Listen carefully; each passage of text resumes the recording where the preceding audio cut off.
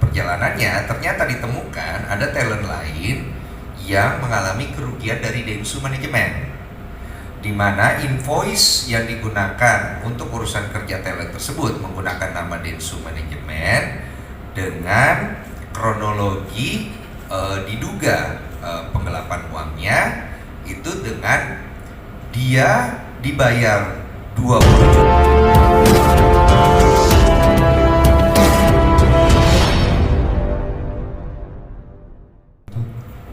Untuk pertama mengenai proses hukum, apakah sudah ada pelaporan? Kalau udah pun kapan dan berapa orang yang jadi tersangkanya atau yang dilaporkan? Maaf, yang kedua, dengar cerita tadi bahwa yang dijelaskan bahwa sudah 10 tahun, hampir 10 tahun kan ya, ikut bersama DA ini dengan kurang lebih ya. Dari sekitar 8 mungkin sampai 10 tahun itu berapa besar kisaran kerugian? Mungkin dari 1-2 tahun pertama mungkin orang itu jujur karena mengikut gitu. Tapi setelah itu ketika dia kan tentu juga manajer itu ada persennya, persentase. Ketika dia dapat job, mencari job, persentase dia 20 atau 30% kan ada seperti itu. Betulan. Yang ketiga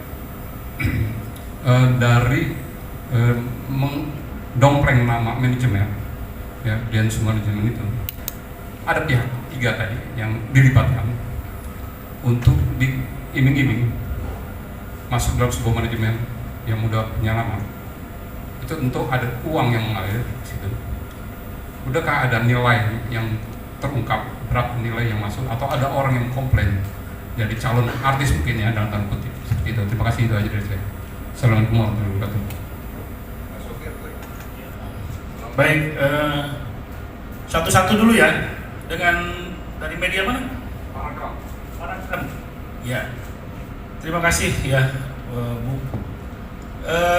Pelaporan itu sudah kita laporkan di Polda kemarin. Ya.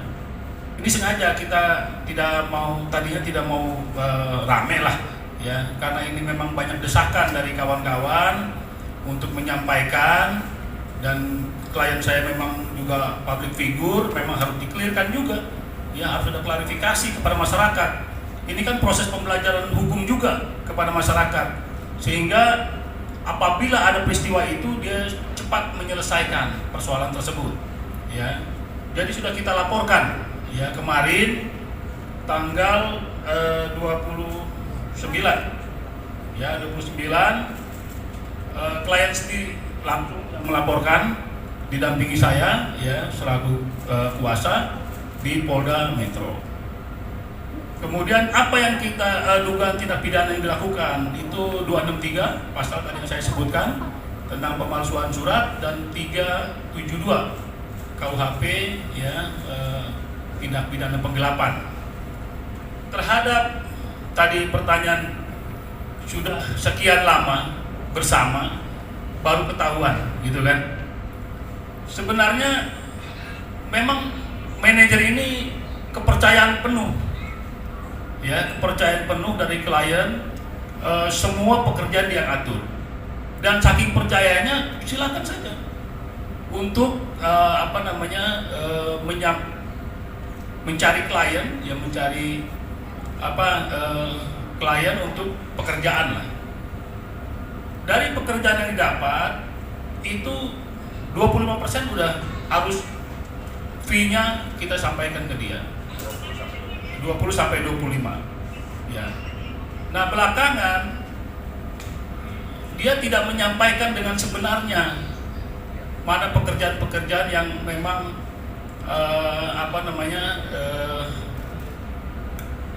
nilainya, ya, tidak disampaikan secara sebenarnya. Tidak ada keterbukaan dari itu. Nah, dari situlah ada kecurigaan setelah ada satu klien udah 1 tahun tidak bayar. Ini ketawanya dari situ, ya. Ada satu klien udah 1 tahun tidak bayar. Ternyata kita dapat pekerjaan lagi. Nah, itu jadi pertanyaan. Nah, setelah ini disampaikan, mana ini kok belum bayar dari 1 tahun yang lalu, tapi ngasih pekerjaan, ini kan pertanyaan, ya. ternyata tiba-tiba ada transfer tunai dari Bandung, ya kan? Padahal itu klien ada di Jakarta. Ini tanda tanya juga ini. Ternyata dimasukkan itu setoran tunai dari Bandung untuk bayar itu. Nah ternyata ya orang itu juga ya ada kerjasama, dia suruh transfer dari Bandung. Dari kecurigaan itulah kita lihat data banknya, ya, data transaksi bank, baru terlihat semua bahwa sebenarnya klien itu udah bayar semua dan ditahan, tidak dibayarkan, tidak diserahkan. Ya, sedangkan dia yang pertama ya dia tidak menyampaikan nilai kontrak yang sebenarnya. Misalnya kontrak 10, dia laporkan 5, ya kan? Yang 5-nya dia, 5-nya diserahkan kita. Dari 5 itu kita kasih lagi komisi dia, ya kan? Nah, inilah yang menjadi persoalan. Karena ketidakjujuran itu, ya, sehingga kita menyampaikan somasi, ya, kita memberikan, ya kita juga, klien saya nggak mau ribut orangnya. Kalau memang ada niatan untuk menyelesaikan masalah, ya, pada saat kita somasi tidak ada tanggapan, tidak ada itikat baik, ya, bahkan sekarang ini diblok semua media sosialnya, ya diblok semua, sehingga itulah yang membuat kita harus clearkan kepada masyarakat juga supaya ini pembelajaran buat kita. Yang menjadi persoalan ada talent lain menjadi korban. Ya, ada talent lain yang menjadi korban juga, ini juga jangan sampai ini terulang lah. Ya. Jadi saya harapkan nanti kalau sudah ke materi itu ranahnya penyidik, ya, untuk bisa menyelesaikan pekerjaan ini. Mungkin ada tambahan dari Bung Denny. Tadi ada 2 pertanyaan lagi ya, totalnya ya. Totalnya tuh lebih kurang dari data 700-an ya, 700-an lebih ya, 700-an juta lebih, hampir menuju 800 lah. Itu dari data yang diketahui. Tapi kalau yang tidak diketahui kita tidak bisa ngomong karena kita harus pakai bukti. Terus satu lagi pertanyaannya tadi. Ada calon yang terlapor atau gimana? Sorry, nggak dengar. Calon talent yang akan melapor. Oh ya. Karena membawa manajemen kan? Betul. Jadi Densu Manajemen, saya jelasin dulu. Densu Manajemen itu adalah manajemen pribadi yang dibuat untuk saya membuat, kemudian saya mengangkat satu orang untuk menjadi perwakilan saya dan manajer saya untuk menyelesaikan urusan-urusan kontrak dan membuat deal-dealan. Kemudian Densu Manajemen itu digunakan sama dia atas izin saya kok, atas izin saya untuk merekrut talent-talent. Tapi saya berpesan janganlah Densu Manajemen nama ini digunakan untuk hal yang tidak benar.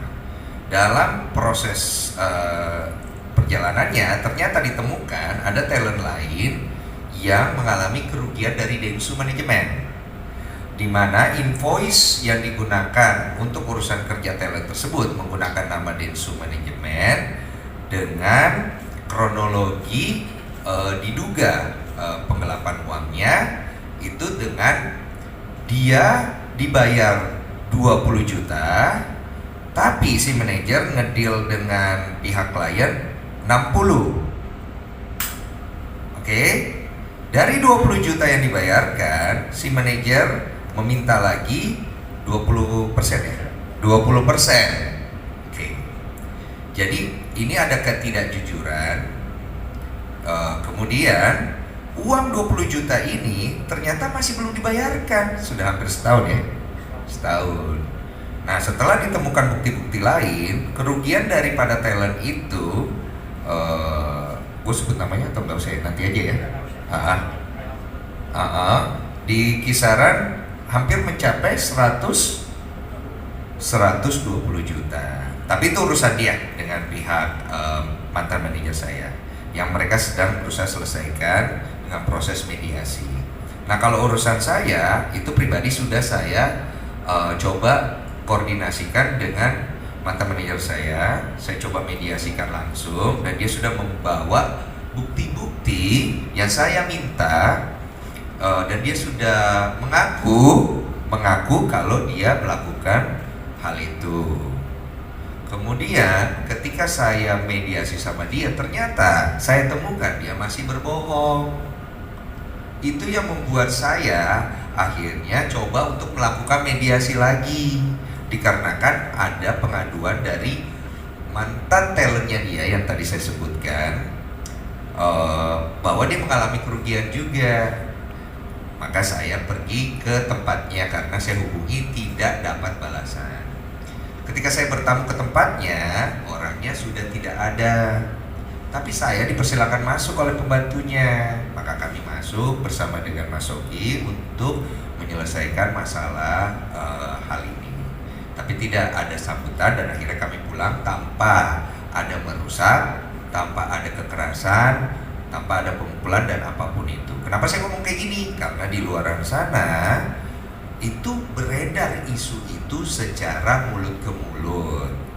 Bahkan salah satu orang teman saya, selebriti, ngomong dan bertanya kepada saya, kamu ngapain masuk ke rumah orang dengan cara paksa dan kemudian melakukan pemukulan? Berarti kan ada yang ngomong begitu. Terus saya bilang itu tidak benar. Berarti kan ada terbangun sebuah opini di sana yang saya harus luruskan. Makanya saya membuat hal ini. Gitu. Cukup ya? Pertanyaannya kejawab semua ya? Oke, ada lagi? Bang, ketika akhirnya sudah melaporkan ke Polda, ada tanggapan lanjutan nggak sih dari mantan manajer? Dari pengacara Mas Ogi kali ya? Atau Pak Anwar ya? Sampai saat ini belum ada tanggapan. Justru kita sampaikan ini karena desakan juga. Kan kemarin kita melaporkan, baru kemarin melaporkan, kemudian banyak media yang menghubungi kita, sehingga daripada ini informasinya simpang siur ya, kekhawatiran simpang siur terjadi opini yang tidak bagus, makanya kita kumpulkan kawan-kawan ini untuk mengklirkan. Jadi sampai